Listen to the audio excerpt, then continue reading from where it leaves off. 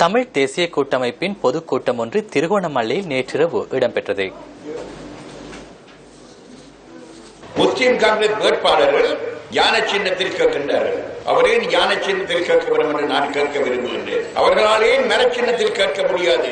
முஸ்லிம் மக்களுடைய உரிமைகளை பாதுகாப்பதற்காக அந்த கட்சி ஸ்தாபிக்கப்பட்டிருந்தால் நாங்கள் அவர்களுடன் ஒன்றிணைந்து செயல்பட நாங்கள் தயாராக இருக்கின்ற பொழுது அவர்கள் தனிப்பட்ட முறையில் அல்லது எங்களுடன் கூட்டாக சேர்ந்து தேர்தலில் போட்டியிடாமல் ஒரு பெரும்பான்மையான கட்சியுடன் சேர்ந்து அந்த கட்சியுடைய சின்னத்தில் போட்டியின் நோக்கம் என்ன?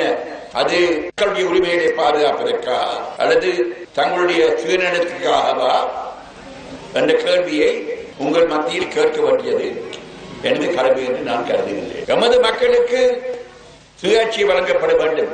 எமது மக்களுக்கு அதிகாரங்கள் வழங்கப்பட வேண்டும். எமது மக்கள் தாங்கள் சரித்திர ரீதியாக வாழ்ந்து வந்த பிரதேசங்களில் சுயமரியாதையுடன் கௌரவத்துடன் உரிமையுடன் வாழ வேண்டும் என்று நாங்கள் கூறுகின்ற நாங்கள் எங்களுடைய அரசியல் வரலாற்றில் ஒரு பெரும்பான்மையான கட்சியினுடைய பேரில் நாங்கள் போட்டியிடவில்லை.